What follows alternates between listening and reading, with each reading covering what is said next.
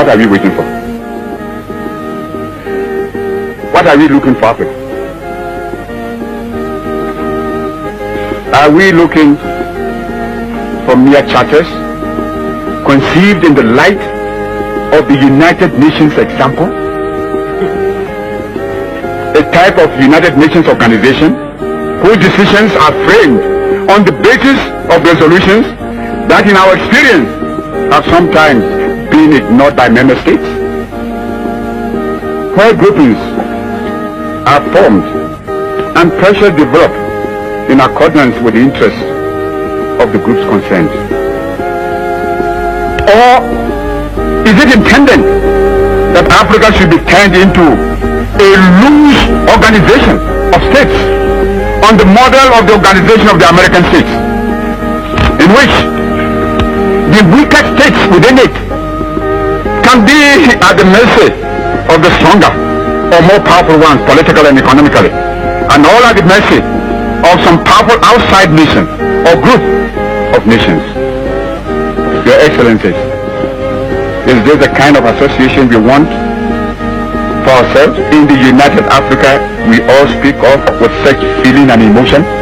Your Excellencies, permit me to ask, is this the kind of framework we desire for a united Africa?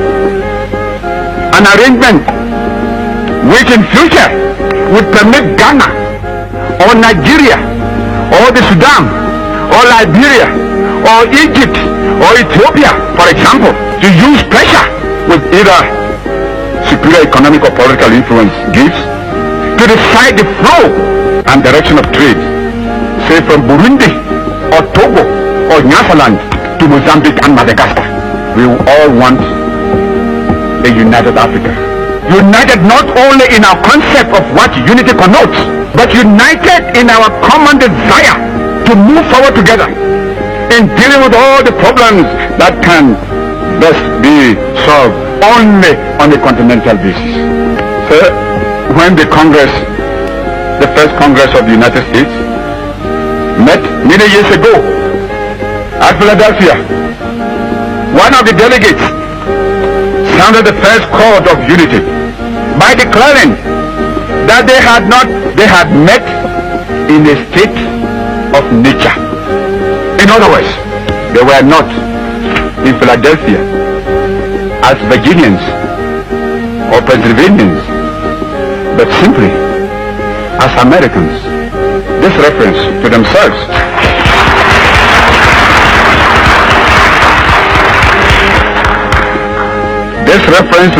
as Americans was in those days a new and strange experience.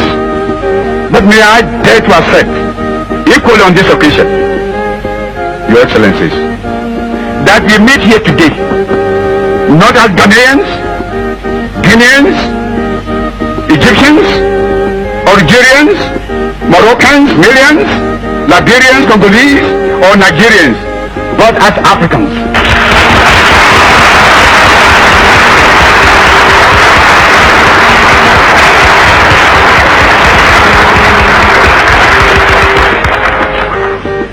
Africans united in our resolve to remain here until we have agreed on the basic principles of a new compact of unity among ourselves, with guarantees for us and our future, a new arrangement for continental government. If we succeed in establishing a new set of principles as the basis of a new charter or statute for the establishment of a continental unit of Africa and the creation of social and political progress for our people, then, in my view, this conference should mark the end of our various groupings and regional blocks.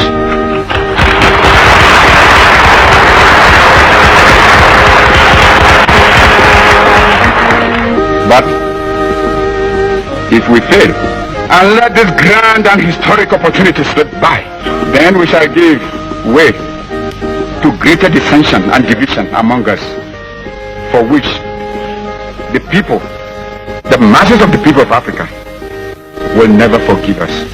And the popular and progressive forces and movements within Africa will condemn us, surely.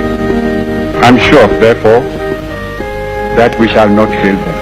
Your Excellencies, I have spoken at length because it is necessary for us all to explain not only to one another present here, but also to our people who have instructed us the fate and destiny of the African continent.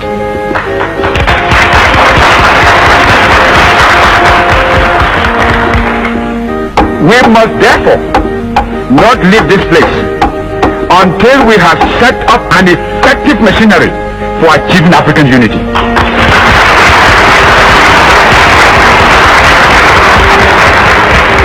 To this end, I now propose for your consideration the following. Step, Your Excellencies, a declaration of principles uniting and binding us together, and to which we must all faithfully and loyally adhere, and laying the foundation of unity should be set down. And there should also be a formal declaration that all the independent African states here and now agree to the establishment of a union of African states. A second, an urgent step for the realization of the unification of Africa. An All-Africa Committee of Foreign Ministers be set up now, and that before we rise from this conference, a date should be fixed for them to meet. This committee should establish, on behalf of the heads of our governments, a permanent body of officials and experts to work out a machinery for the Union Government of Africa. This body of officials and experts should be made up of one or two of the best brains from each of the independent African states. The various charters of the existing groupings and other relevant documents could also be submitted to this official expert, working under the hegemony of a committee of the foreign ministers.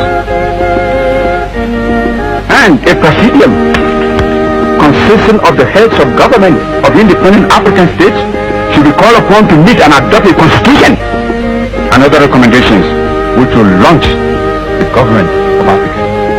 We must also decide on a location where this body of officials and experts will work as the new headquarters or capital of our union government.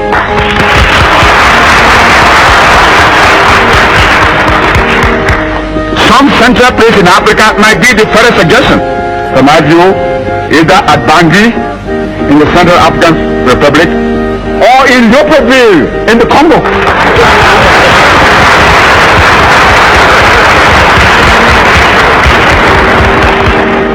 All the officials that will go there, and we shall support their work. My colleagues may have other proposals. The Committee of Foreign Ministers, officials and experts should be empowered, but we have no time, to establish, one, a commission to frame a constitution for the Union Government of African States. Two, a commission to work out a continent-wide plan for a united or common economic and industrial program for Africa.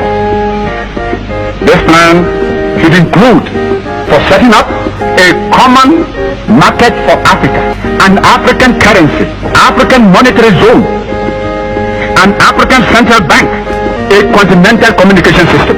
Third, a commission to draw up details for common foreign policy and diplomacy. A commission to produce plans for a common system of defense. A commission to make proposals for a common African citizenship. These commissions will report to the Committee of Foreign Ministers, who should in turn submit within 6 months of the conference their recommendation to the Presidium. The Presidium meeting in conference at the Union headquarters, whether it's at Bangui or Libreville, will consider and approve the recommendations of the Committee of Foreign Ministers in order to provide funds immediately for the Committee of the permanent officials and experts of the headquarters of the Union. I suggest that a special committee be set up now to work out a budget for this. Your Excellencies, with these steps, I submit, we shall be irrevocably committed to the road which will bring us to a union government of Africa. Only a united Africa with central political direction can successfully give effective material and moral support to our freedom fighters in Southern Rhodesia, Angola, Mozambique, Southwest Africa, Bechuanaland, Swaziland, Basutoland, Portuguese Guinea, etc., etc., and of course South Africa.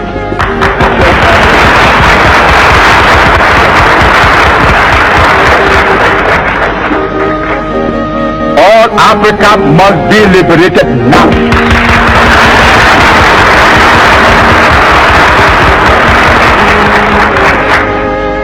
It is therefore imperative for us, here and now, to establish a liberation bureau for African freedom fighters.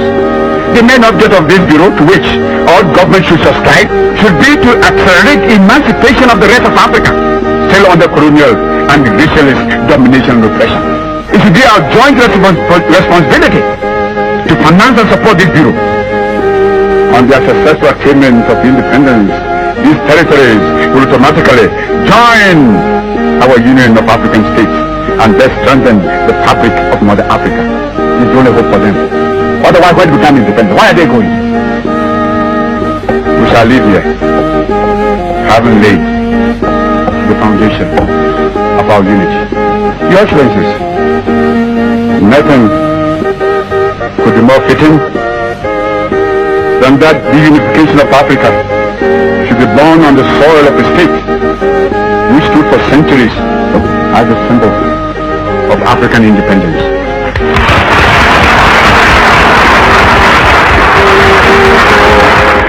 Let us return to our people of Africa, not with empty hands and with high-sounding resolutions, but with the firm hope and assurance that at long last, African unity has become a reality. What brought all of you here? We shall thus begin the triumphant march to the kingdom of the African personality and to a continent of prosperity and progress, of equality and justice, and of work and happiness. This shall be our victory. Victory within a continental government of a Union of African States.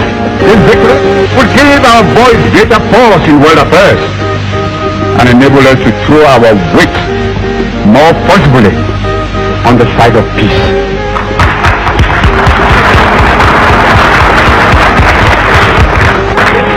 The world needs peace in which the greatest advantage can be taken to the benefits of science and technology. Many of the world's present ills are to be found in the insecurity and fear engendered by the threat of nuclear war.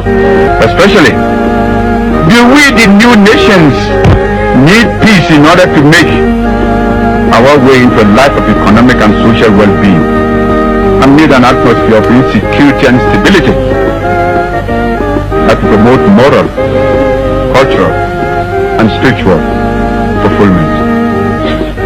If we in Africa can achieve this example of a continent knit together in common policy and common purpose, we shall have made the finest possible contribution to that peace for which all men and women thirst today, and which will lift once and forever the deepest shadow of global destruction from mankind.